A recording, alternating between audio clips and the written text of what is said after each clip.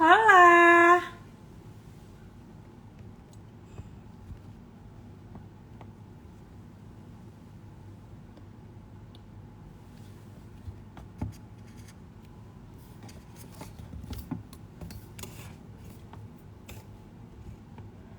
Halo, selamat malam teman-teman semuanya. Semoga kameraku nggak miring ya. Nggak apa-apa lah, ini phone holdernya agak-agak mencong. Halo, selamat malam. Hola Steven, hola Arfan. Halo semuanya, apa kabar kalian? Gimana porto kalian hari ini? Semoga cuan semua ya teman-teman. So, hari ini kita akan live sama idolanya generasi milenial dan generasi Z, yaitu Andi Senjaya.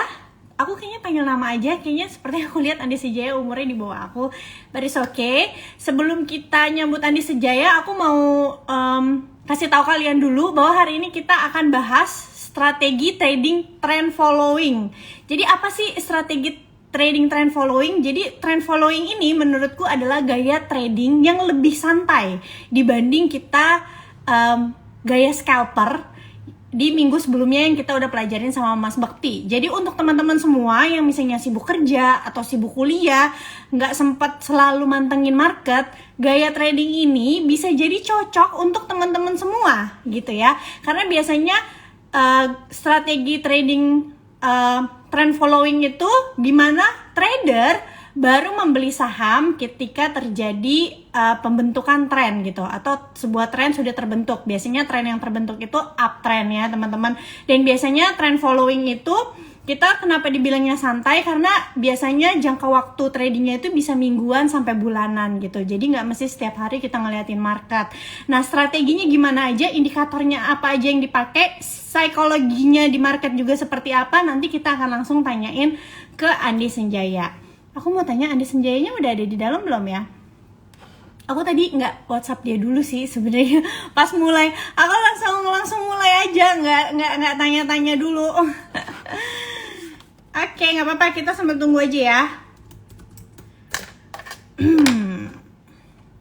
Kak, bahas ACST dong. Aduh, kita hari ini bahasnya strategi ya, lebih lebih ke strategi dalam trading. Jadi coba aja nanti ditanya ke Andi Wijaya, Andi Wijaya, Andi Senjaya mau nggak jawabin tentang emiten. Hai Halo, Andi. selamat malam. Aku panggil nama aja nggak apa-apa kan ya? Halo. Sorry, Aku ini panggil. internetnya rada macet sedikit ya. Oh Halo, iya. Ci Olive, apa kabar? Halo, baik. Andi, aku panggil nama aja nggak apa-apa kan ya Andi ya? Boleh, boleh, nggak apa-apa, Oh, santai aja. biar lebih akrab ya. By the way, Iya. teman-teman, jadi aku tuh pertama kali, aku sebenarnya udah lama nontonin YouTube-nya Andi. Aku tau Andi tuh dari YouTube ya. Siapa yang nggak tau Andi kan? Terus aku tuh pertama kali ketemu itu di acaranya Sukor. Kita tuh lagi ngantri mau nuker KTP. Andi tuh berdirinya di belakang aku sama pacarnya. Terus aku kayak, ini orang Andi bukan ya, kayak gitu. Dan aku baru berani negor pas udah di dalam acara gitu. Padahal tadinya kita depan-depanan ya dia. Iya, betul, betul. Aku juga baru itu. Aku juga baru ngeh kemarin itu. Iya. Uh, Oke, Andi, sesuai dengan tema hari ini kita mau ngomongin tentang strategi trading trend following, karena minggu kemarin kan udah scalping nih sama Mas Bekti, karena kan seperti yang kita tahu di dalam trading tuh juga banyak banget ya metode-metodenya ya untuk dapetin cuan. Iya.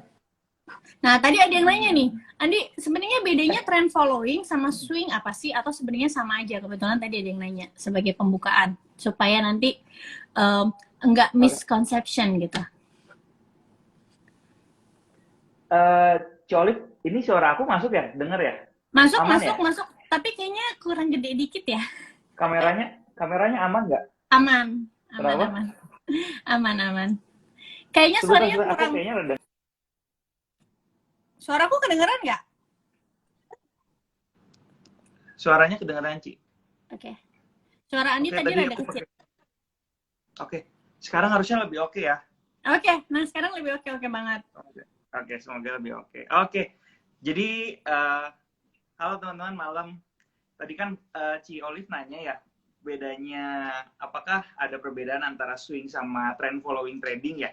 Sebenarnya itu sama aja sih. Trend following trading sama swing itu sebenarnya ya bisa dibilang cuman beda sebutan aja. Karena balik lagi swing trading itu kan definisinya adalah ketika kita trading itu kita pengen mengambil movement satu swingnya tadi, ya kan? Nah, satu swingnya itu kan tadi Ci Olive juga sempat bilang bahwa itu bisa kurang lebih sekitar mingguan atau bulanan gitu ya pergerakannya. Jadi itu kita bilang sebagai swing trading. Nah, trend following trading adalah definisinya adalah kita trading mengikuti tren yang sedang berjalan saat ini. Pastinya kalau kita mau dapat untung harus ngikutin tren naik dong, betul kan? Iya. Jadi itu kan sebenarnya kombinasi aja sih. Ketika kita berprofesi atau kita mengambil sebuah posisi sebagai swing trader, itu biasanya most of the time kita juga pasti akan mengikuti tren atau trend following trading. Jadi bisa jadi jadi dua sebutan lah sebetulnya seperti itu. Oke, Andi sorry banget nih ada yang banyak yang request. Kok Andi suaranya kecil lagi katanya. Tadi udah kenceng tuh padahal pas kamu lagi nyoba ngetes. Kayaknya kamu harus kayak agak maju. Oke. Iya, udah kemajuan dikit deh ya. Nah, teman-teman, aku infoin dulu untuk teman-teman nanti yang punya pertanyaan untuk Andi, silakan tulisnya di kolom pertanyaan ya. Jadi yang pertanyaan yang akan aku jawab, aku sebut itu yang ditaruh di kolom pertanyaan. Jadi pertanyaannya jangan ditulis di kolom komentar ya, supaya kolom komentarnya semua orang bisa fokus ke materinya. Oke, Andi, sebelum kita lanjut tentang trend following yang lebih dalam, kita mau tahu dulu nih, karena di sini kayaknya banyak banget teman-teman pemula dan ada followers aku yang mungkin mereka juga nggak ngerti, masih pemula. Terus mereka mau tahu sebenarnya kunci paling utama untuk trader itu apa sih? Kalau menurutku ya, itu mindset. Andi setuju nggak sih? Nah, kalau misalnya itu mindset, menurut Andi, mindset yang benar untuk seorang trader itu seperti apa sih? Oke, jadi Ci Olive kan bilang tadi ya paling penting itu mindset, itu setuju banget. Tapi pada kenyataannya atau faktanya itu banyak trader-trader yang fokusnya itu bukan bagaimana membetulkan atau membenarkan mindset trading kita, tapi yang mereka fokusin adalah cari cara, metode atau strategi gimana caranya biar bisa dapat cuan terus di market istilahnya gitu. Jadi kalau saya refer sama salah satu trader yang profesional, dia bilang bahwa pilar kesuksesan itu ada 3. Yang pertama adalah mindset, kemudian money dan method ya. Jadi kalau kita berbicara tentang method itu nantinya berbicara tentang strateginya apa, entry-nya seperti apa dan segala macam. Nah, biasanya ketika trader pemula masuk ke dalam market, yang difokusin itu mereka cari strateginya. Strateginya gimana sih? Pakai indikator apa sih?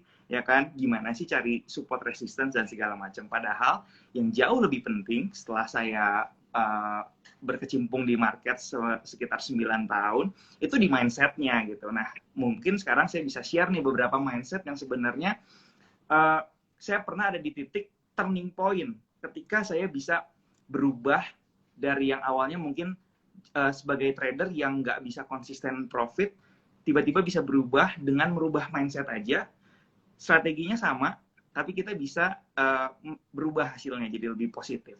Nah, ini yang paling pertama nih, aku sering lihat di teman-teman trader, kalangan trader itu, biasanya mindset mereka itu seperti ini. Gimana caranya cari profit atau cuan? Mereka harus buy low, sell high. Beli di harga yang rendah, jual di harga yang tinggi. Sebenarnya memang nggak ada salah sama sekali ya. Tapi sekali lagi ini kita ngomongin konteksnya trading. Oke, kita ngomongin konteksnya trading ya, bukan investasi atau cara yang lain. Nah, sebenarnya konsep buy low sell high itu nggak salah sama sekali. Cuman kita nggak tahu kan low itu tuh artinya kan murah. Kita bisa melihat sebuah harga murah itu kan berdasarkan asumsi kita aja, melihat secara histori nih. Sebelumnya harganya di 2.000, sekarang harganya di 1.000. Oh, ini murah. Ini terlihat jauh lebih menarik. Padahal sebenarnya harga murah sekalipun belum tentu bisa naik. Nah, sebenarnya kalau di trading sendiri, ketika saya berubah mindsetnya, sekarang yang tadinya buy low, sell high, saya sekarang lebih open menjadi buy high, sell high sekalipun, buy high, sell high sekalipun ya. Jadi udah, misalkan harganya saat ini udah tinggi. Tapi kalau kita menganalisis dan melihat bahwa ini masih ada potensi kok untuk naik ke harga yang lebih tinggi lagi, nggak ada masalah kita trading sama sekali. Malah kenyataannya setelah saya berubah cara tradingnya, saham-saham seperti itulah yang jauh lebih memberikan kita profit loh daripada saham yang saat ini sempat terkoreksi dulu atau bisa kita sebut saat ini lebih murah gitu ya. Jadi kadang-kadang kalau saya memilih saham saat ini, mau saham yang murah atau saham yang mahal, saya akan lebih prefer beli saham yang lebih mahal, nggak masalah. Yang penting secara potensi ke depannya itu jauh lebih meyakinkan untuk dia bisa naik. Jadi harga saham sekarang, harga saham maupun udah di titik paling tinggi sekalipun, bukan berarti dia itu nggak punya potensi untuk kembali naik lagi ke harga yang lebih tinggi lagi. Nah itu adalah satu, apa ya istilahnya ya, satu hal yang mungkin banyak trader pemula, karena saya yakin ya, semua orang secara logika manusia biasa, kalau ditanya mau beli saham yang lebih murah atau yang lebih mahal, pasti mau yang lebih murah, ya kan? Karena kan secara logika, ini kan logika natur kita lah ya, yang lebih murah, lebih rendah resiko, ya kan? Lebih punya peluang naik lebih tinggi. Padahal sebenarnya itu nggak terjadi di dalam pergerakan harga saham atau aset lainnya. Sekarang harga yang udah lebih tinggi, itu kan sebenarnya permainan supply and demand ya. Itu tuh mencerminkan bahwa demand power-nya terhadap saham tersebut itu benar-benar lagi tinggi nih di saham yang saat ini harganya lagi naik-naiknya atau lagi tinggi-tingginya lah istilahnya. Jadi itu yang sebenarnya kalau buat saya adalah saham-saham yang unggulan lah atau winning stock sebenarnya di saham-saham yang seperti itu. Jadi kadang-kadang orang itu lebih takut untuk mereka malah cepat berasumsi ketika ini harganya udah di paling tinggi, mereka takut untuk beli. Kadang-kadang mereka berpikir based on opininya mereka kan, ini udah terlalu tinggi deh, paling juga bentar lagi pasti turun, takut belinya misalkan seperti itu ya. Padahal kan market itu tidak seperti itu bekerjanya. Jadi itu adalah menurut saya ketika saya udah berhasil merubah mindset saya dari mindset yang lama ke mindset yang baru seperti itu, saya baru bisa melihat hasilnya lebih positif kayak gitu sih. Oke, karena ini konteksnya berarti teman-teman ya, kita trading dan apalagi ini konteksnya follow the trend. Jadi pasti Andi juga ya, semua trader lah pasti carinya juga saham yang udah menunjukkan sinyal uptrend yang dia. Soalnya kalau misalnya downtrend juga, kita mau lawan juga harga saham yang udah rendah belum tentu nggak bisa turun lebih rendah lagi ya dia. Dan harga saham yang udah tinggi belum tentu harga sahamnya nggak bisa tinggi lagi gitu. Selama masih ada demand di situ, berarti kan ya masih bisa lanjut terus gitu ya. Nah, tadi Adi ada bilang tentang menemukan winning stock. Kalau tadi udah mindsetnya, terus gimana cara teman-teman semua nih metodenya atau indikatornya untuk nemuin winning stock? Atau misalnya katakan harga sahamnya nih udah naik terus, katakan misalnya agro ya, agro gitu beberapa waktu lalu. Kalau misalnya orang ada yang lihat, wow dia dari 800 dia sempat 800, terus di 1100 aku lihat mulai banyak yang masuk, termasuk aku, tapi aku udah taking profit. Terus karena menurutku juga oke, mungkin dia akan koreksi dulu baru aku masuk lagi di atas gitu. Nah cuma teman-teman mungkin yang belum tahu nih, disangkanya pas turun akan kayak, ini pasti mau turun nih lebih dalam nih. Padahal mungkin itu retrace biasa untuk melanjutkan kenaikan. Kita biasanya kan sebutnya lower high gitu ya. Nah, gimana teman-teman bisa menilai bahwa penurunan ini tuh sebenarnya nanti mau melanjutkan kenaikan loh. Indikatornya tuh apa aja? Oke. Sebenarnya nah ini biasanya gini. Saya itu kebanyakan trading itu, kalau teman-teman boleh tahu ya, no indicator istilahnya. Jadi saya benar-benar chartnya polos. Polos, naked ya. Kenapa saya lebih prefer untuk chartnya lebih polos? Karena pertama saya lebih fokus ke structure marketnya seperti apa, structure price actionnya seperti apa. Jadi karena mungkin udah lama banget mantauin chart atau ngeliatin chart gitu ya. Jadi kita tuh punya sebuah memori di mana kalau kelihatan model patternnya seperti ini atau pergerakannya cenderung seperti ini, itu potensinya kelihatan mau naik atau turun. Sebenarnya seperti itu. Tapi balik lagi, yang paling penting itu sebenarnya kita harus bisa mengidentifikasi trennya terlebih dahulu. Apakah saat ini trennya itu sedang bergerak naik, turun, atau sideways. Kalau sideways itu ya cenderung nggak ada demand atau supply lah yang tertarik untuk masuk sebenarnya ya, biasanya di situ. Jadi kita kalau mau mencari pergerakan atau mencari profit, biasanya carilah saham-saham yang bergerak uptrend. Nah, seperti apa sih saham-saham yang bergerak uptrend? Ya seperti tadi sebenarnya yang Olive bilang, kayak agro itu bergerak uptrend. Jadi ketika dia naik, ya kan, naik, setiap kenaikan itu kalau dia mau naik lebih tinggi lagi, harus ada koreksinya terlebih dahulu, gitu ya. Jadi naik, koreksi, habis itu naik lagi, koreksi, dan seterusnya. Sehingga itu adalah merupakan sebuah tren yang jelas bahwa lagi bergerak uptrend. Nah, kadang-kadang ketika kita seperti kemarin agro, ketika udah naik luar biasa, waktu di akhir tahun 2020 ya kalau nggak salah ya, naik kan bisa sampai ratusan persen. Nah, sebenarnya kan ketika naik ratusan persen, dia turun misalkan 30%, 40%, itu sebenarnya masih di dalam sebuah kategori yang wajar, ya kan? Masih dalam sebuah kategori yang wajar. Kenapa? Karena kalau kita melihat hukum dari Dow teori ya, sebenarnya koreksi itu, jadi ketika uptrend ya, uptrend kan naik, bergeraknya naik. Ketika koreksi itu biasanya di kisaran 33% sampai 66% dari highest levelnya gitu. Misalkan agro itu uptrend misalkan dari 100 sampai ke 1000 ya, ini misalkan.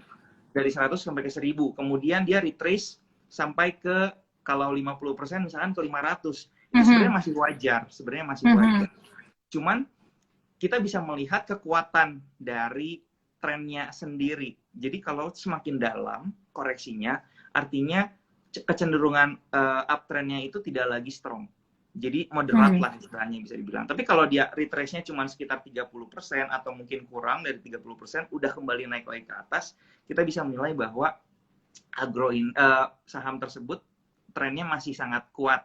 Kurang lebih seperti itu. Jadi sesimpel nggak perlu kita pakai indikator, sebenarnya kita udah bisa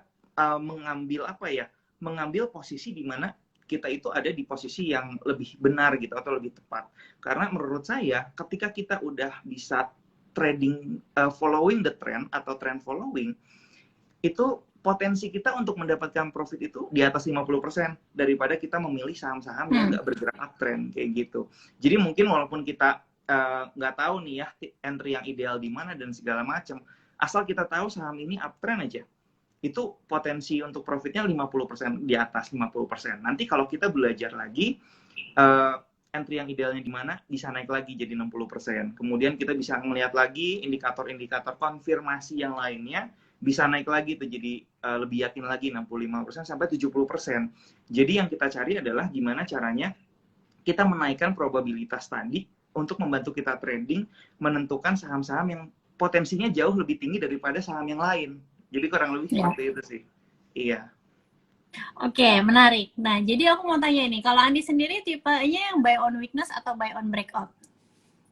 Oke.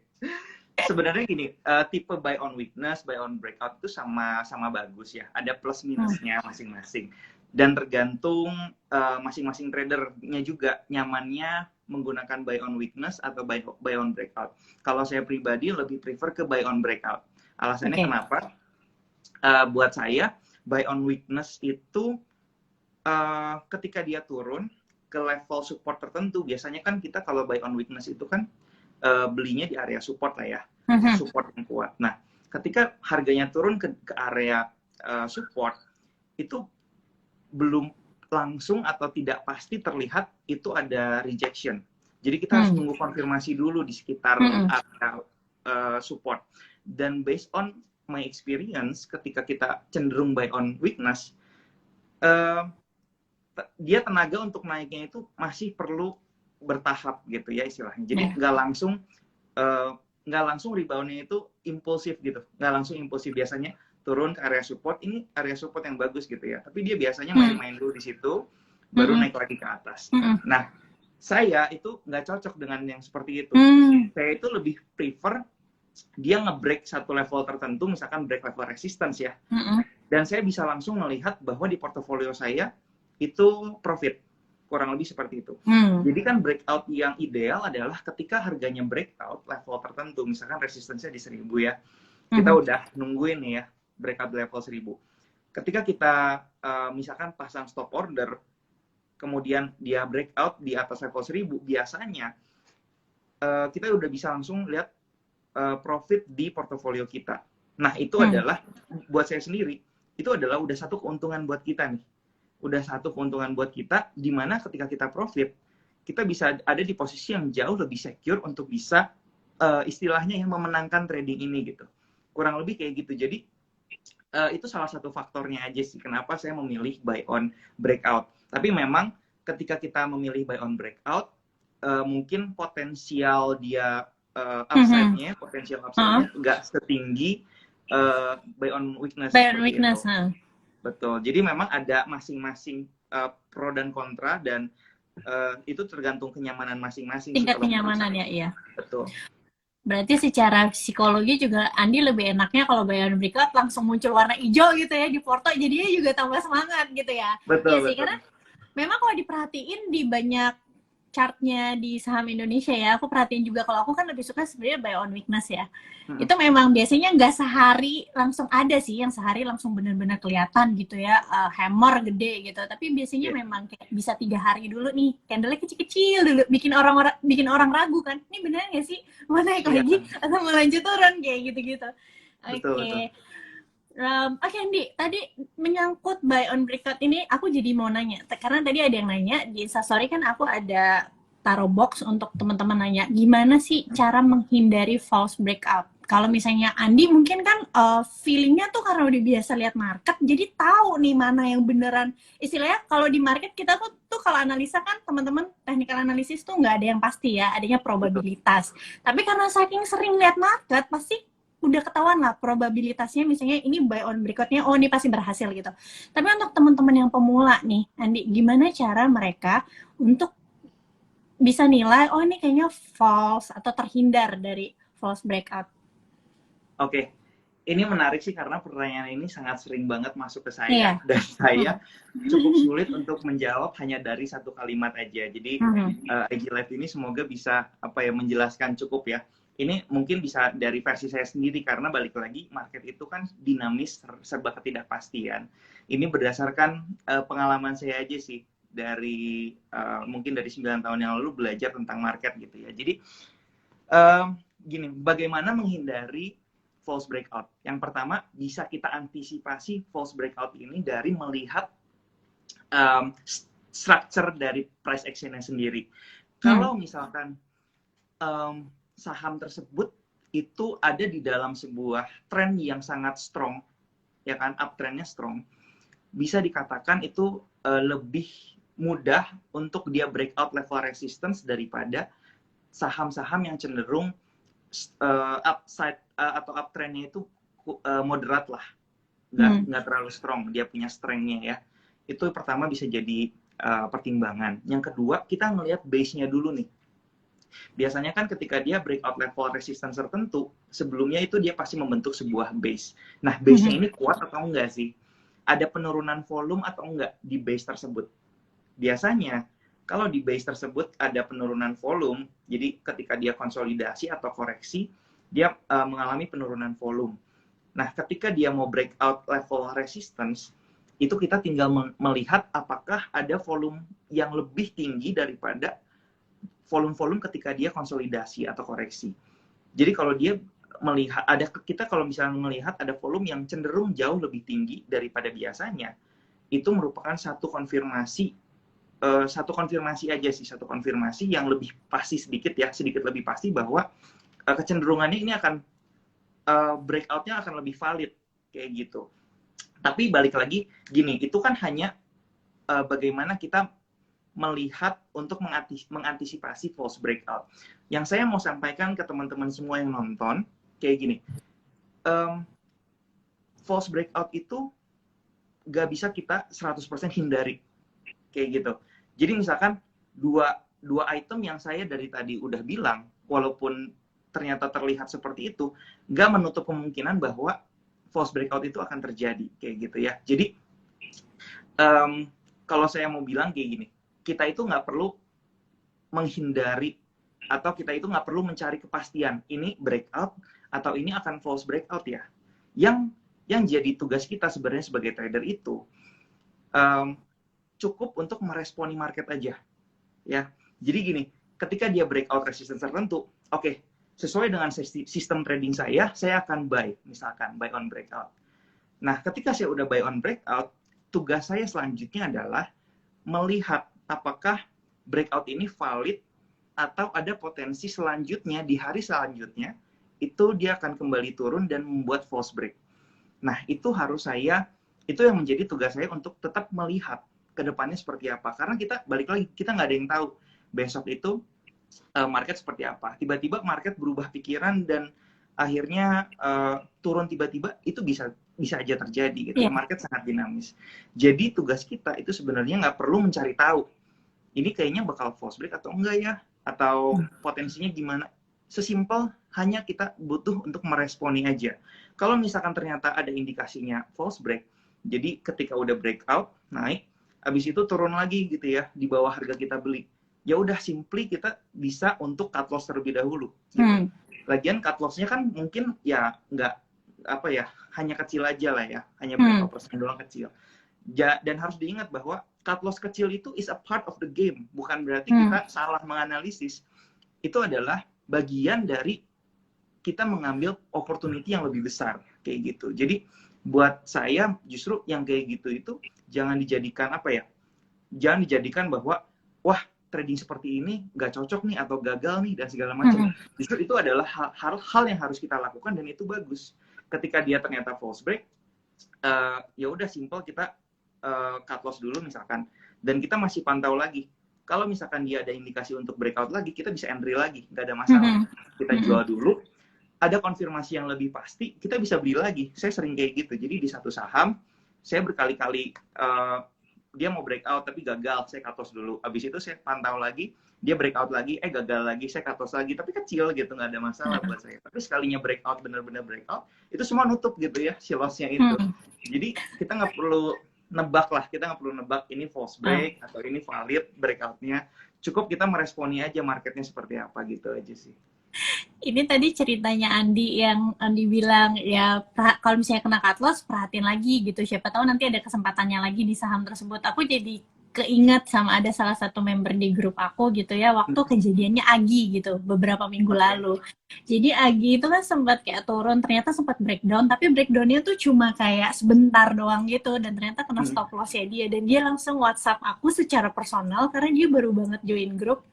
Terus aku kayak baru lihat WhatsApp dia kayak sedih gitu, Ci ini kena stop loss gimana ya? Terus aku bilang, pas aku lihat candlenya, oh ternyata kan udah hammer, masuk aja lagi nggak apa-apa. Tapi kan abis itu Aginya langsung rally lagi. Kadang kan untuk teman-teman yang pemula masih takut ngerasain kayak gitu loh, Di. Kayak mereka kayak, aduh baru terjadi market, masa gue udah harus langsung cut loss misalnya, padahal cuma 2-3%. Tapi kalau misalnya ternyata dicoba lagi, pas udah bener-bener, misalnya candlenya udah oke lagi nih, kita bisa masuk lagi, sebenarnya bisa kasih potensi yang cuan. Nah, gimana tipsnya Andi untuk teman-teman yang masih berpikir hal tersebut? Oke. Memang ini lebih mainnya ke mindset ya, mindset dan psikologi trading. Jadi yang pertama pasti kalau kita benar-benar masih baru gitu ya di dunia market, usahakan jangan terlalu menggunakan modal yang terlalu besar kayak gitu. Karena pasti semakin besar modal itu akan jauh lebih damage-nya itu lebih besar gitu ya untuk mempengaruhi psikologis trading kita kayak gitu. Justru pertama kali kita masuk ke market, gunakanlah modal yang sekiranya kita nyaman. Kalau dia loss misalkan 50% pun ya kita masih nyaman seperti itu ya. Nah, itu yang pertama. Nanti semakin kita berkembang, nah kalau saya punya sebuah tagline kayak gini, tak kenal maka tak sayang. Jadi kalau kita nggak kenal market pun nggak akan sayang sama kita. Gitu kurang lebih. Jadi ketika trader pemula mau masuk, harus kenalan dulu lah sama market kayak gitu. Jangan pengen langsung profit, pengen dapetin untungnya aja atau enaknya aja, tapi kamu nggak kenalan marketnya seperti apa. Jadi memang tahap perkenalan ini masing-masing trader itu variatif lah. Ada yang bisa mungkin cepat gitu ya, tapi buat saya range 1 tahun di market itu masih terlalu dini sih. Jadi yang baik itu kita membangun psikologi trading kita dulu, mungkin dengan modal yang kecil biar bisa biar kita bisa lebih nyaman gitu, kenalan sama marketnya. Nanti setiap kali kita udah level up, baru kita bisa mulai tambahin modalnya. Kalau kita udah merasa, oh ya saya lebih yakin, lebih confidence, saya bisa tambahin modal kita. Jadi kurang lebih kayak gitu. Dan itulah yang Ci Olive bilang kayak tadi, itu harus dilewatin semua trader gitu. Harus dirasakan semua trader. Karena kalau kita udah bermain yang namanya takut masuk lagi, takut rugi lagi, takut apa-apa lagi, itu kan udah kena emosi kita, udah kena mental trading kita. Dan itu yang bahaya. Kenapa? Jadi gini, kalau kita belajar technical analysis itu sebenarnya mau cari di buku apapun kita belajar, kita pasti punya ilmu yang sama gitu ya. Tapi yang membedakan trader yang berhasil sama yang enggak berhasil itu simply di psikologi trading dia sama ya mental tradingnya dia sih sebenarnya kayak gitu. Dan itu jauh lebih penting. Jadi metode itu atau strategi itu mungkin impact-nya ke trading sukses kita itu paling cuma 10% deh. Sisanya itu masalah kedisiplinan kita, kedewasaan kita dalam trading, konsistensinya kita, itu yang akan menuntun kita untuk untuk ke arah yang lebih bagus lagi, ke arah yang lebih positif lagi sih kayak gitu. Karena mungkin yang perlu dicatat adalah untuk teman-teman yang pemula ini, jangan berpikir kalau kita habis baca satu buku, misalnya bukunya Alexander gitu ya, langsung jago gitu, langsung wah nyoba di market tuh langsung oke. Atau misalnya kita follow satu influencer, ikut grupnya, nyoba langsung itu, karena mentalnya aja udah berbeda ya. Biasanya itu yang nanti mempengaruhi hasil profitnya gitu. Oke. Nah, Andi, aku mau tanya nih, kalau Andi sendiri ada nggak sih ciri-ciri saham tertentu yang Andi boleh masukin selain tren doang ya? Atau yang nggak mau Andi masukin? Biasanya kan kalau kita sebutnya stock universe, kayak aku gitu, aku ada saham-saham tertentu yang aku nggak masukin gitu biasanya. Kalau Mas Bekti, menurut dia semua saham itu bagus gitu, bisa aja bisa dia masukin. Kalau versinya Andi Sinjaya seperti apa sih? Kalau aku sih balik lagi sih, kalau aku sih kan punya trading rules-nya sendiri, punya screening rules-nya sendiri. Jadi kadang-kadang saya nggak tahu ini sahamnya apa ya. Tapi kalau dia masuk kriteria, saham ini masuk ke kriteria trading saya atau ke kriteria screening saya, ya why not kita coba. Tapi balik lagi, harus ada beberapa tahap screening yang harus kita lihat, seperti kurang lebih likuiditasnya, market cap-nya kayak gitu. Kalau misalkan market cap-nya kecil, itu biasanya resiko yang kecil tuh di range berapa menurut Andi? Biasanya Andi mau masuknya minimal di market cap segini. Sebenarnya kalau masalah market cap itu fleksibel ya, cuman lebih ke likuiditasnya aja. Jadi kalau misalkan saya lihat likuiditasnya itu tiba-tiba ada, tiba-tiba enggak, misalkan gitu. Itu sebenarnya buat saya jauh lebih riskan, jauh lebih risky. Tapi kalau kita bisa trading kalau kita bisa mendapatkan potensi di sana, itu rewardnya juga jauh lebih tinggi sebenarnya. Jadi siasatnya buat saya adalah saya put the risk less di saham-saham yang seperti itu. Jadi biasanya kalau misalkan resiko saya di saham-saham yang normal gitu ya, yang secara likuiditas, itu biasanya resiko saya 2% dari modal. Misalkan modal saya contoh 100 juta, resikonya itu setiap kali trading itu di 2 juta kayak gitu. Tapi kalau misalkan saham-saham yang mungkin cenderung lebih ke low liquidity, itu biasanya saya cuma ambil resikonya 1% aja. Jadi beli lotnya jauh lebih kecil, position size-nya jauh lebih kecil. Nah, tapi biasanya saham-saham yang seperti ini justru yang memberikan saya lebih besar potensi profitnya daripada saham-saham yang mungkin jauh lebih familiar lah istilahnya. Jadi kadang-kadang saya juga nggak tahu ini saham apa, ya udahlah masuk sesuai kok sama trading sistem saya. Ya udah saya beli aja, nggak masalah, saya trading aja. Yang penting kita bisa jalanin sistem trading tadi, dan yang pasti likuiditasnya walaupun kecil masih bisa kita keluar dan masuk dengan optimal lah istilahnya lah ya. Karena kita nggak mau udah masuk sesuai dengan analisis, tapi ketika kita mau jual susah kayak gitu. Jadi itu masih, jadi kalau tadi Ci Olive bilang apakah ada saham-saham yang restriction kayak gitu, buat saya enggak sih, selama dia masuk ke kriteria aja. Cuman kalau yang benar-benar nggak ada apa ya, nggak ada volumenya dan segala macam sih nggak masuk kayak gitu. Oke. Andi lihat broker summary juga nggak sih kalau trading? Misalnya kayak siapa yang lagi ngumpulin, siapa yang lagi distribusi. Oke, jadi memang kan tren melihat broker summary ini beberapa belakangan terakhir kan Iya, lagi booming banget ya. Lagi booming banget. Apalagi di dan TikTok, kayaknya semua orang mau belajar tentang itu. iya benar-benar sebenarnya oke banget gitu ya, kita belajar sesuatu hal yang baru. Dan saya nggak merasa diri saya pintar gitu. Saya selalu merasa diri saya itu selalu butuh belajar. Dan belajar tentang broker summary itu juga saya pelajari, walaupun saya mungkin udah udah bisa melihat secara technical analysis, tapi kalau ada satu cara untuk melihat market dengan sudut pandang yang berbeda, saya akan excited untuk mempelajari. Jadi kemarin ini saya juga mempelajari broker summary seperti apa, dan mostly buat saya ada poin plusnya ternyata mempelajari broker summary. Ketika technical analisisnya bagus nih ya, membentuk pola yang oke, dan biasanya saya akan cross check lagi nih sama broker summary-nya. Ketika broker summary-nya sesuai dengan kaidah broker summary yang positif juga, itu akan membuat confidence saya jadi lebih tinggi lagi nih buat trading di sini gitu. Jadi buat saya adalah win-win aja gitu. Saya pakai dua-duanya kadang-kadang. Tapi kalau untuk belakangan ini, karena mungkin saya jadi cenderung jauh lebih simple gitu ya tradingnya. Saya gimana caranya ya, saya pengen, cita-cita saya itu kalau bisa trading itu simple aja sih, walaupun mungkin potensi profitnya ketika saya trading dengan lebih intens itu jauh lebih tinggi, tapi saya memilih yang trading simple aja deh, yang penting profitnya bisa konsisten kayak gitu. Jadi belakangan saya udah nggak terlalu sering sih buka broker summary, karena apa, menurut saya kondisi dari broker summary itu bisa terlihat di dalam chart sebenarnya seperti itu.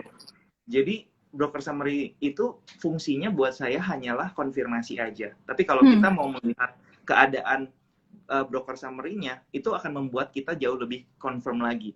Ternyata kalau broker summary-nya kurang bagus, technical analisisnya so-so aja, itu ya udah, kita simply stay away dulu, atau mungkin kita mau coba market, kita pakai risiko yang lebih kecil lagi aja kayak gitu. Oke. Sekarang kita masuk lagi ke tentang trend following ini. Nah, biasanya suka ada yang bingung nih, Di. Kalau misalnya ngelihat time frame-nya. Karena misalnya kita kan kalau mau trend following, kita cari saham yang uptrend. Kenapa cari saham yang uptrend? Karena di Indonesia itu retail nggak bisa nge-short ya. Jadi kecuali di luar, mungkin kita bisa cari saham downtrend gitu ya, ikutin trennya. Tapi kan kalau di Indonesia nggak bisa. Jadi kita cari saham yang uptrend gitu ya. Bentar, aku lupa pertanyaannya. Oh ya, di mana, kalau tadi udah nentuin stop loss-nya, di mana waktunya kita jual target price-nya, dan kapan kita melakukan stop loss. Stop loss-nya misalnya bukan hanya kayak misalnya kita buy on breakout, terus kita cut loss karena dia gagal. Tapi kalau misalnya trennya ini udah jalan, di mana kita nentuin trailing stop-nya atau juga stop loss. Dan juga time frame-nya biasanya dipakainya time frame berapa, karena suka gini, trend daily-nya uptrend, tapi kalau dilihat weekly-nya sideways gitu, atau misalnya bentuknya belum uptrend, jadi kadang orang bingung gitu. Kalau Andi sendiri lebih baik kita pakainya tuh time frame-nya berapa sih? Ada ini ya, Ci, ada anak. Iya. Iya. Halo. Halo, iya. Thank you. Iya. Tutup saya pintunya. Iya, nggak apa-apa. Oke. Tutup pintunya. Kalau ngomongin Mama lagi kerja, ya tutup pintunya. Nah, sorry. Iya, nggak apa-apa. Oke. Kalau kita berbicara tentang time frame, karena kita trend following, seharusnya sih kita melihat walaupun time frame-nya daily atau weekly atau monthly, itu harus mencerminkan kondisi tren yang lagi uptrend. Kurang lebih seperti itu. Dan itulah ciri-ciri saham yang memang lagi bergerak di dalam sebuah strong uptrend atau uptrendnya yang lagi kuat. Ya, kayak gitu. Jadi kalau saya sendiri kadang-kadang suka jadi time frame itu tergantung kita sih pengen ngelihat saham ini dari gambaran yang besarnya atau yang kecilnya atau yang sedangnya, kurang lebih kayak gitu. Nah, kalau kita mau ngomongin tren, biasanya kita berpacunya ke time frame yang lebih besar. Acuannya itu di time frame yang lebih besar. Dan kalau misalkan time frame daily itu adalah time frame yang ideal buat saya melihat apa ya istilahnya ya, entry levelnya di mana, level-level pentingnya di mana, itu di daily time frame. Tapi kalau misalkan kita ngomongin masalah tren, buat saya monthly, weekly, daily itu harus menunjukkan strong uptrend. Karena itulah saham-saham yang kita mau fokusin untuk trading. Dan nanti ke depannya kalau kita mau entry, biasanya bisa pakai level-level penting di daily time frame aja udah cukup kayak gitu. Oke. Tapi kalau biasanya kalau misalkan time frame yang lebih kecil lagi nih dari daily, itu mungkin untuk yang scalping atau yang day trading biasanya bisa ngelihat itu. Cuman kalau saya pribadi jarang sih untuk melihat time frame kecil gitu. Bentar ya, ini anak Gak apa-apa sih, pipis. Buka celana di situ. Oh iya. Gak apa-apa Ci. Mau minta main ya anaknya. Enggak, sini dulu. Oke, sorry ya teman-teman semuanya. Oke, next. Jadi pakai daily aja sebenarnya udah cukup ya. Iya. Nah, masalahnya suka banyak yang bingung nih. Sebenarnya kriteria saham uptrend itu seperti apa sih? Kan apalagi sekarang ya menurutku banyak banget saham yang kayak kita nggak bisa lihat lagi tuh trennya kayak gimana. Kayak misalnya ARA 4 hari gitu udah kayak tiang bendera gitu. Itu kalau misalnya yang kayak gitu gimana? Kalau yang kayak gitu, kalau misalkan ARA 4 hari, ya balik lagi kita harus lihat likuiditasnya seperti apa. Apakah dengan ARA 4 hari ini memang banyak demand yang masuk? Atau memang karena simply likuiditasnya kecil, dan hanya beberapa pihak doang atau beberapa investor doang yang masuk sehingga dia bisa ARA 4 hari gitu. Jadi tergantung lagi ke sahamnya. Tapi kalau misalkan ada saham-saham yang dia memang saat ini all time high, uptrend, dan juga secara likuiditasnya atau volumenya itu lumayan kayak gitu. Berarti gak cuma satu atau dua pihak doang yang merasa saham ini itu worth to buy kayak gitu. Dan saham-saham yang seperti itu sebenarnya saham-saham yang buat saya menarik juga gitu ya, karena trading itu tujuan kita adalah gimana caranya mendapatkan profit yang ideal dalam periode yang singkat sebenarnya kayak gitu. Jadi kalau kita bisa mendapatkan 20% dalam satu minggu misalkan ya, kenapa kita harus nunggu 50% dalam 2 bulan? Kurang lebih kayak gitu. Karena kita pengen in and out dengan cepat, kayak gitu. Kurang lebih prinsipnya seperti itu. Jadi itu saham-saham yang menarik, tapi balik lagi, apakah dia setelah naik berjilid-jilid itu ada base yang ini enggak, ada base yang kokoh atau enggak. Kadang-kadang saya suka trading juga di saham-saham yang seperti itu, tapi entry saya adalah tidak ketika saham tersebut udah naik lagi ke atas. Maksudnya udah rally-nya udah jalan, saya baru masuk di tengah-tengah. Itu jarang banget. Biasanya simply kan saham-saham yang seperti itu nggak ketangkep ya, nggak ke screen gitu ya. Kadang-kadang pas saya ngelihat udah naik kayak gitu. Padahal kalau misalkan dianya belum naik dan saya bisa screening saham itu, mungkin saya akan siapkan trading setup gitu ya buat si saham itu. Tapi kalau udah naik, oh ya udah nggak masalah. Kita masih punya banyak saham lagi kok, 700 saham masih ada juga yang bisa yang ada peluang untuk seperti kayak gitu. Oke, nah di ini ada yang nanya. Jadi kan kalau misalnya kita trading trend following itu kita baru jualan gitu ya, pas trennya itu patah gitu ya. Misalnya kita tarik garis sendiri gitu. Nah, ini ada yang nanya, cara menentukan tren itu patah pakai apa biasanya? Oke, cara menentukan tren itu patah. Sebelumnya, saya mau kasih info dulu nih buat teman-teman bahwa sebenarnya tren itu tidak mudah untuk berubah. Jadi kalau kita lihat saat ini salah satu saham itu lagi naiknya luar biasa kencang, kita bisa simpulkan dia lagi strong uptrend. Strong uptrend ini tidak langsung tiba-tiba dia akan berubah menjadi jadi bearish langsung tiba-tiba, kecuali saham-saham yang mungkin yang tadi dia punya likuiditas kurang oke, market cap-nya kurang oke, itu bisa jadi kayak gitu. Jadi itu kan adalah faktor-faktor X yang harus kita perhatikan juga terhadap sebuah saham. Tapi basically kalau memang saham ini saham-saham yang likuiditasnya oke dan banyak demand juga yang dan dia digerakkan oleh demand gitu ya. Artinya saham-saham tersebut ini sangat sulit sebenarnya untuk berubah trennya. Nah, gimana cara menentukan saham tersebut sudah berubah atau patah trennya? Itu harus ada konfirmasi. Jadi kita nggak bisa langsung menentukan, wah ini kayaknya udah turun 2 hari berturut-turut nih, kayaknya udah bearish atau udah mulai downtrend. Nggak seperti itu. Biasanya ketika dia mau transisi dari uptrend ke downtrend, itu nanti ada pola yang harus dibentuk. Sebelum pola ini dibentuk, jadi kan kalau uptrend itu ciri-cirinya sahamnya itu bergerak naik kayak tangga. Ya, kalau bahasa technical analisisnya dia harus membentuk yang namanya high low higher high higher low higher high higher low. Nah, kalau downtrend itu kebalikannya. Dia kan turun seperti tangga dan dia harus membentuk yang seperti low, lower high, lower low, lower high, lower low dan sebagainya. Nah, sebelum transisi dari naik ke turun, itu biasanya kita bisa melihat ada sebuah pola yang terjadi. Nah, biasanya kita sebut dengan reversal pattern. Jadi kita bisa melihat ada sebuah pola pembalikan arah. Biasanya pola-pola yang populer, teman-teman juga pasti tahu, itu kayak double top atau head and shoulder, kayak gitu.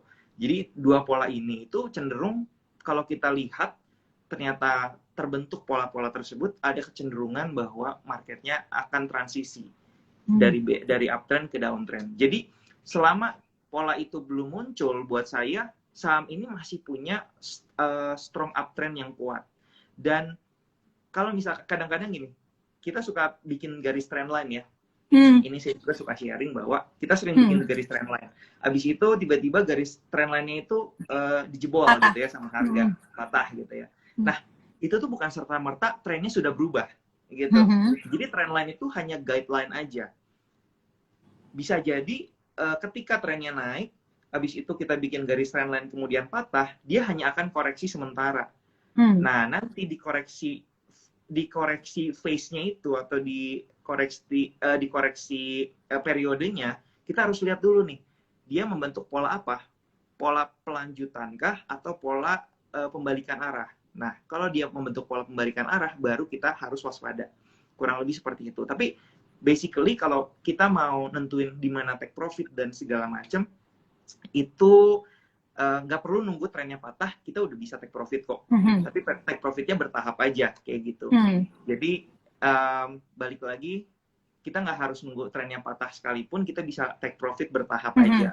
Tapi selama trennya masih naik, ya udah di follow aja gitu. Oke, jadi teman-teman perlu diperhatiin ya, walaupun misalnya teman-teman trend following, nggak apa-apa untuk nggak tunggu trennya patah kalau kalian memang mau jualan ya. Betul. Jadi nggak usah terlalu textbook banget ya dia, tergantung di marketnya juga gimana. Tapi kan ya, aku tuh ada beberapa nonton live-nya Andi. Aku tahu Andi suka baca buku juga. Menurut Andi, buku tuh penting nggak sih untuk semua pemula? Wajib nggak menurutku? Menurut Andi mereka baca buku? Buat saya wajib. Dan sebenarnya buku itu bukan satu-satunya cara gitu ya untuk gimana caranya kita bisa belajar market. Tapi buat saya buku adalah salah satu yang efektif. Kenapa? Karena kita bisa langsung belajar dari penulisnya. Kayak gitu.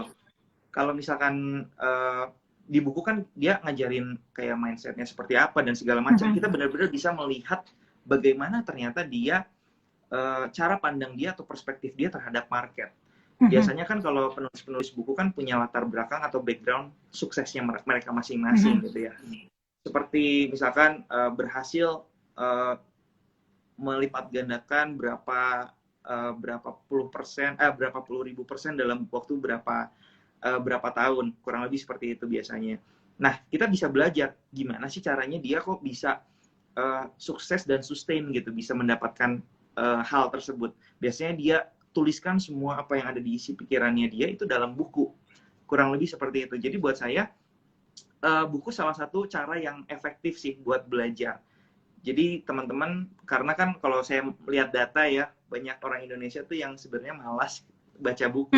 Padahal harta karun itu tuh dimulai dari baca buku dulu, abis itu kita baru lihat market kayak gitu. Padahal kalau misalnya lagi terjun di market juga terus tiba-tiba loss gitu di tengah jalan, bingung Hmm. mau cari jawaban tuh di buku juga sebenarnya banyak yang dia. Aku Iya kadang juga banyak. suka gitu loh. Misalnya lagi kayak greedy atau apa, pasti aku langsung back to basic, buka lagi buku. Sebenarnya ada Ya. semua gitu. Kalau market lagi bearish itu ya situasinya tuh gimana, sebenarnya emosi kita dan lain-lain. Oke, Hmm. Di rekomendasi buku dong yang Andi suka apa sih tentang trading? Siapa tahu teman-teman di sini semua ada yang pengen baca juga. Ada satu sih yang bagus dan itu Hmm. membuka pikiran saya juga. Hmm. Itu buku karangan Mark Minervini, teman-teman Hmm. bisa cari. Itu uh, Trade Like a Stock Market Wizard. Hmm. Trade Like Stock Market Wizard, judulnya itu kalau saya nggak salah. Jadi dia itu ngejelasin kriteria saham apa aja sih yang menurut dia bagus dan dalam kondisi apa aja sih yang sebenarnya sangat ideal ketika kita ingin trading. Dan dia itu nggak setiap hari trading kayak gitu ya, mungkin dalam Hmm. setahun 6 bulan doang nih dia ada trading, 6 bulan ya dia cuman liatin marketnya aja kayak gitu. Jadi trading itu simply nggak harus tiap hari kita beli apa jual apa, nggak harus kayak gitu. Dan semakin simple gaya trading kita, menurut saya semakin efisien sih. Karena kita akan lebih semakin fokus ke beberapa hal yang potensinya besar. Karena kalau saya pribadi percaya sama hukum Pareto. Hukum Pareto itu kan 80-20 rules ya. 80% to 20% rules. Dimana sebenarnya 80% hasil performance kita itu most likely akan dihasilkan dari 20% trading kita aja. Kayak gitu. Dan saya melihat, kalau saya evaluasi trading saya sendiri, dan saya melihat itu terjadi kayak gitu. Kadang-kadang win rate saya kecil, tapi malah win rate kecil itu profitnya lebih besar daripada yang loss-lossnya kayak gitu kurang lebih. Jadi simply kita nggak perlu beli nggak perlu trading over trading lah setiap hari kita harus beli dan jual. Kadang-kadang sekarang cita-cita saya tadi saya bilang gimana caranya saya bikin sistem trading atau trading journey saya ke depannya itu jauh lebih simple lagi. Kalau sebelumnya saya dalam satu hari itu market dari buka sampai tutup itu saya kayak harus mantengin cari peluang kayak gitu ya. Sekarang udah enggak gitu. Sekarang saya itu juga alasan kenapa saya jadi buy on breakout trader karena lebih mudah buat saya untuk bisa menjalankan trading plan saya tanpa harus benar-benar di market saat ini. Jadi kalau saya udah tahu, oh ya saya bakal beli di harga segini, saya jual di harga segini, take profit di harga segini, ya udah tinggal di setting aja gitu kan. Broker semua udah nyediain itu semua, saya tinggal setting semuanya, dan kalau misalkan ternyata pas marketnya, itu bisa langsung lihat profitnya, kurang lebih kayak gitu. Kalau nggak ya cut loss kayak gitu. Ini banyak banget yang request. Tadi nama bukunya apa katanya? Boleh diulang nggak?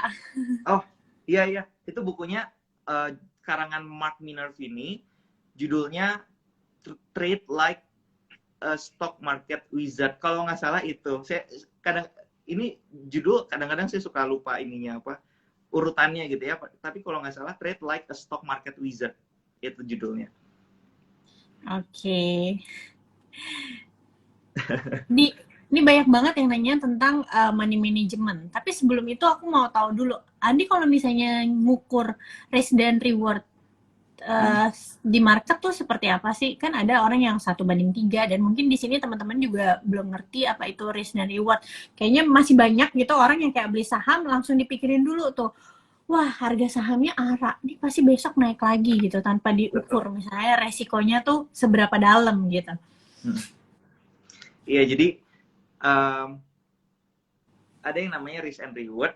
Itu kalau saya lihat banyak orang-orang yang mungkin lebih fokus ke rewardnya aja ya. Padahal kalau kita lihat nggak ada tuh yang namanya ilmu atau reward management. Yang ada kan risk management. Karena apa? Karena jauh lebih penting untuk memanage risiko daripada memanage keuntungan ya kayak gitu.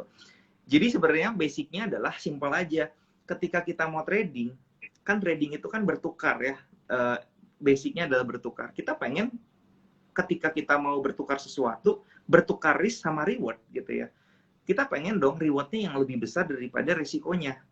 Ya kan? Gak mau dong kayak misalkan kita mau kita mau meresikokan rumah hanya untuk mendapatkan sebuah sepeda motor misalkan, nggak mau kan?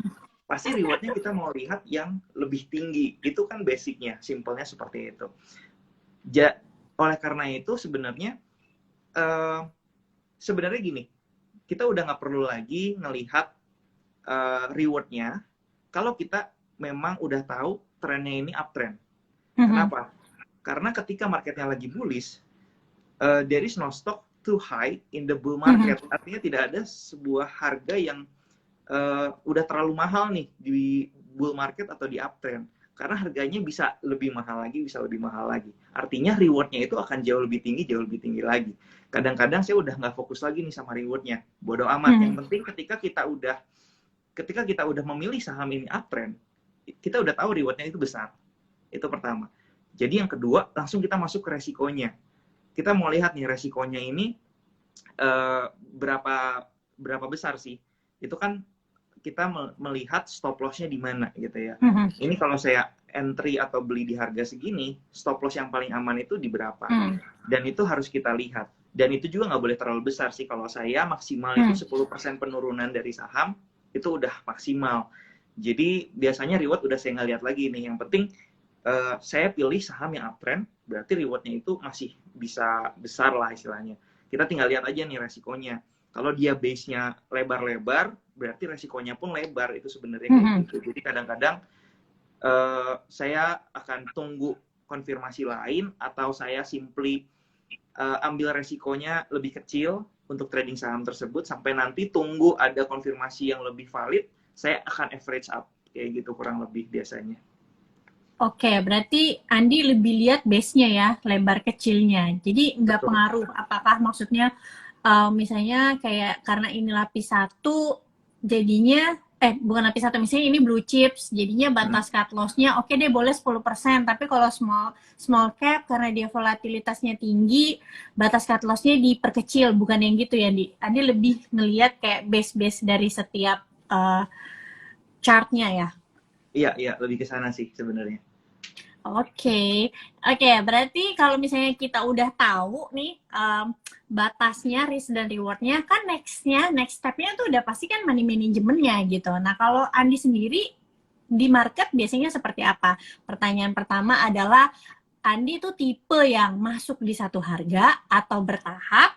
Yang kedua adalah, Andi tuh kalau misalnya trading, masih nggak sih nyiapin uang di RDN? Jadi misalnya modalnya 10 juta, apakah kalau misalnya marketnya lagi bagus 10 jutanya dihabisin, atau tetap sisain dry powder? Ada yang nyebutnya dry powder lah, ada yang nyebutnya dana cadangan kah? Kalau misalnya ada, berapa persen biasanya di RDN? Oke, jadi sebenarnya money management itu kan sebuah teknik bagaimana kita mengatur keuangan ya di dalam trading. Jadi nanti akan nyambungnya itu ke berapa lot sih yang boleh saya beli gitu ya, yang ideal.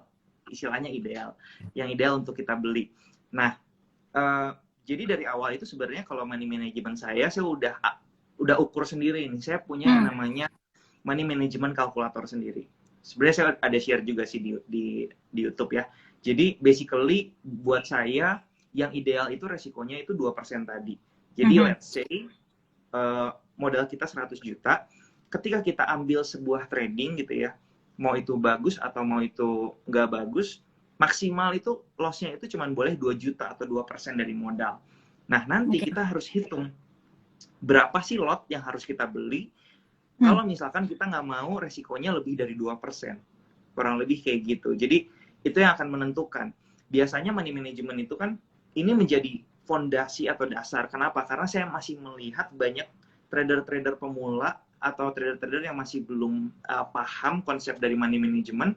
Itu mereka punya uang berapa, ya udah ini ada saham yang bagus, oh ya udah gue beli saham itu. Ini ada saham yang bagus, gue beli lagi saham yang itu. Jadi kebaginya itu nggak oke gitu, nggak bagus. Padahal yang harus kita fokuskan adalah sesimpel beli saham yang berpotensi aja, dan nggak perlu beli semua saham yang lagi naik. Mungkin hari ini ada 50 saham yang lagi naik, ya kita nggak perlu beli semua saham yang lagi naik juga gitu hari ini. Yang penting sesuai dengan sistem trading kita. Dan kalau buat saya sendiri biasanya maksimal satu kali trading itu 25% dari modal. Jadi ketika saya misalkan tadi dana saya 100 juta, berarti untuk membeli satu saham maksimalnya itu 25 juta gitu untuk membeli Oke. satu saham. Tapi eh, itu akan lebih fleksibel ketika dia udah running atau udah jalan. Ketika saya lihat ini ternyata potensinya masih bagus, uptrendnya masih kuat, somehow saya akan masukin lebih banyak lagi di saham-saham yang udah naiknya bagus kayak gitu. Dan maksimal saya di 50%. Jadi saya bisa punya satu saham itu 50% dari portofolio, tapi itu udah maksimal banget kayak gitu. Sisanya itu ya itu tadi diversifikasi ke saham-saham yang lain. Tapi balik lagi ketika kita udah memasukkan resiko yang lebih tinggi kayak 50% dari portofolio, make sure kamu udah di dalam sebuah apa ya istilahnya, odds-nya itu di kita gitu. Jadi kamu udah profit dulu, amit-amitnya misalkan kalau dia ternyata turun atau loss atau marketnya nggak sesuai analisis, dia paling turun ke harga kita BEP aja gitu, ke harga Oke. kita break Iya, even iya, aja. iya. Jadi kita nggak kehilangan capital kita dan profitnya udah nggak masalah gitu. Lagian kan di apa ya di market itu kan resiko adalah resiko is what you pay for the opportunity. Artinya kalau kamu pengen mendapatkan profit yang lebih besar, ya you have to risk more gitu ya. Nggak ada resiko gue pengen kecil banget deh, yang penting saya pengen profitnya gede banget, nggak bisa gitu ya. Jadi it's a decision, it's a pilihan gitu ya, it's a choice kita sendiri. Tapi biasanya kalau saya sendiri sih seperti itu kurang lebih gimana caranya menentukan saham-saham yang saya beli sesuai dengan money management saya. Pertama 2%, maksimal 2 juta nih ya. Tapi kalau udah profit, biasanya saya bisa tambahin. Karena kan level stop loss-nya juga bisa naik.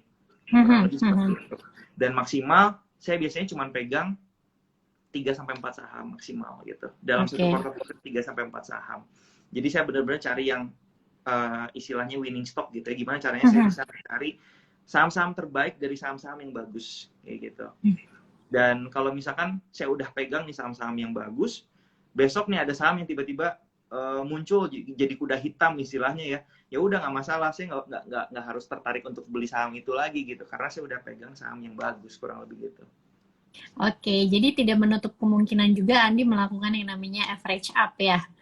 Mungkin Betul. kan soalnya masih banyak nih teman-teman yang pemula tuh takut banget untuk ngelakuin average up. Takutnya pas ditambahin malah dia turun gitu ya. Jadi BEP langsung ngerasanya kayak aduh sayang kemarin udah cuan istilahnya misalnya 10%. Akhirnya nggak jadi bawa pulang cuan. Sebenarnya Betul. lebih banyak yang ngerasain ketakutan-ketakutan dalam hal tersebut gitu. Iya, balik lagi kan itu mindset sih sebenarnya. Kalau buat saya justru harus bersyukur sih ketika kita cuma bisa break even, ketika kita bisa break even point daripada kehilangan uang. Karena esensi dari kita trading atau investasi sebenarnya adalah yang pertama adalah menjaga modal kita agar nggak kehilangan modal kita gitu ya. Tapi ketika kita udah mungkin melihat sedikit profit, kalau profitnya aja yang hilang nggak masalah. Yang penting modal kita nggak usah hilang. Tapi ketika kita meresikokan profit kita, meresikokan profit kita, ada potensi yang lebih besar yang bisa kita ambil. Nah, biasanya ketika analisis kita udah lebih yakin nih, oh ya ini akan naik lagi atau naik lagi, itu kan masalah metode gitu ya, atau cara kita melihat market. Ketika itu terjadi, sebenarnya kita bisa istilahnya double down ke saham-saham yang benar-benar kita yakin dan ternyata berhasil kayak gitu. Oke.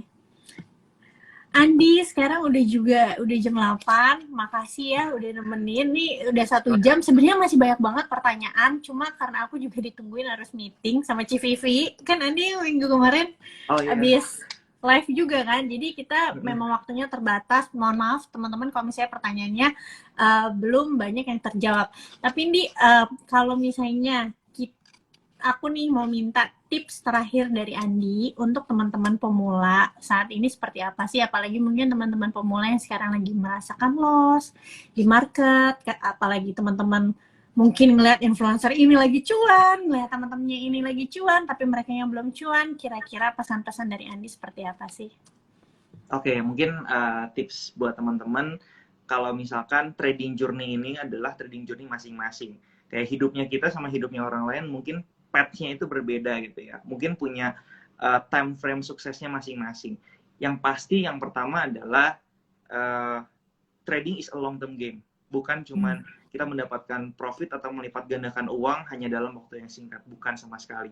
Tapi ketika kita punya mindset yang positif, gimana caranya kita trading di market bisa menghasilkan profit yang konsisten, di situ confidence kita akan naik juga, dan kemudian mungkin dari usaha kita atau dari gaji, salary kita, bisa kita masukin ke stock market biar lebih yakin lagi gitu. Untuk menaruh uang-uang kita yang lainnya mungkin ke aset investasi atau trading saham ini sendiri. Jadi yang harus kita fokuskan adalah lihat jangka panjangnya seperti apa. Karena kalau saya sendiri percaya yang namanya compounding interest ya. Jadi ketika saya misalkan hari ini mungkin bisa profit, itu kan sebenarnya resiko kita yang bisa kita taruh lebih besar lagi untuk mendapatkan resiko yang lebih besar lagi, untuk mendapatkan reward yang lebih besar lagi. Jadi fokus di long term game dan enjoy aja trading. Trading itu ketika kita mau trading atau masuk ke pasar saham, seharusnya itu seharusnya kita tuh jadi lebih excited, lebih enjoy, bukan malah lebih stres. Kalau misalkan malah lebih stres, mending nggak usah gitu ya. Karena hidup kita disia-siakan dengan kita pengen trading tapi malahnya stres. Jadi trading itu harus enjoy, harus merasa bersyukur. Saya semenjak saya trading gitu ya, saya bisa jauh lebih bersyukur dengan apa yang saya dapatkan gitu. Jadi jangan regret apapun dari hasil trading kalian, karena hasil trading kalian itu is a part of the game gitu. Is a part of the journey kalian yang nantinya akan sukses di waktunya masing-masing. Yang pasti jangan stop untuk belajar, itu aja sih. Oke, jangan regret untuk apapun ya teman-teman, karena semua juga pasti siapapun itu pertama pernah ngerasain yang namanya jatuh bangun gitu. Sekarang tinggal gimana kalian mampu bertahan selama apa di market gitu. Jangan sampai kalian cuma 1-2 tahun aja Andi ya. Oke Andi, terima kasih atas waktunya. Nanti kapan-kapan mau ya aku ajak ngobrol lagi Andi. Boleh banget. Thank you ya udah undang aku. Thank you. Iya, makasih semuanya. Aku izin ya save di IGTV ya. Boleh, silakan. Oke. Ya. Bye-bye semuanya. Bye-bye semua. God bless you.